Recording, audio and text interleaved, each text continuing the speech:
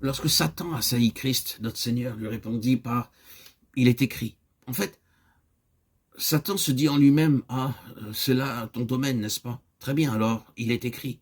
Il ordonnera ses anges de veiller sur toi, etc., etc. » Matthieu 4, 6.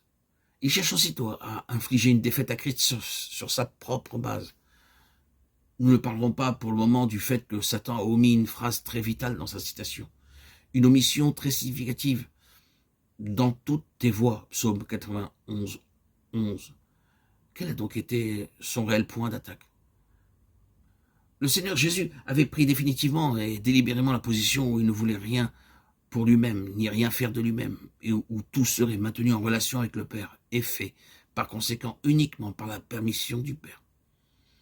Oui, toute chose serait entièrement et seulement pour Dieu. Et l'intérêt personnel et la satisfaction de l'âme absolument mise de côté. La seule chose qui aurait pu, semble-t-il, l'amener à renoncer à une telle position d'abandon à Dieu aurait été d'appuyer le mouvement ou le chemin offert par la parole de Dieu elle-même. Il aurait été inutile de dire au Fils de Dieu, le dernier Adam, Dieu a-t-il vraiment dit? Mais lui dire, Dieu a dit, c'est beaucoup plus subtil. C'est la question de l'esprit, en union avec Dieu, ou de l'âme, se dirigeant elle-même, qui est toujours le centre des efforts de Satan. Lorsque Satan cite les Écritures, c'est pour détruire l'union intérieure avec Dieu. Mais la parole de Dieu elle-même n'amène jamais à cela. Et personne ne défendrait jamais une marche contraire à la parole de Dieu nette et claire, en répondant que le diable peut citer les Écritures et n'aurait jamais une telle pensée, à moins de vouloir en soi-même suivre un certain chemin. Comme notre vie d'âme peut chercher à se défendre et à se sauver, mais combien il est nécessaire pour être délivré de notre cœur trompeur d'être entièrement soumis à Dieu, pour être conscient de la nature et de l'implication du piège de l'ennemi. Nous avons touché ici la clé de toute la question de la place qui est celle de l'âme.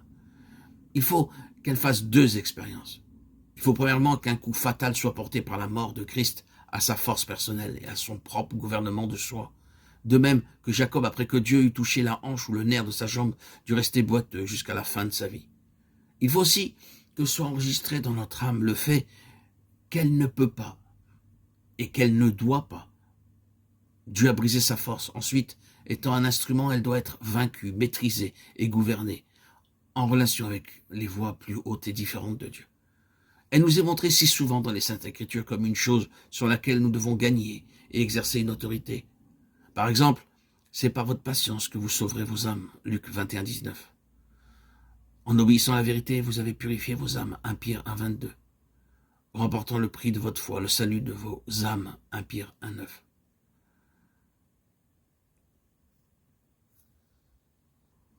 Il nous faut veiller tout en reconnaissant le fait que notre âme a été séduite, captivée, obscurcie et intoxiquée par un intérêt personnel, à ne pas la considérer comme une chose qui doit être anéantie et détruite dans cette vie.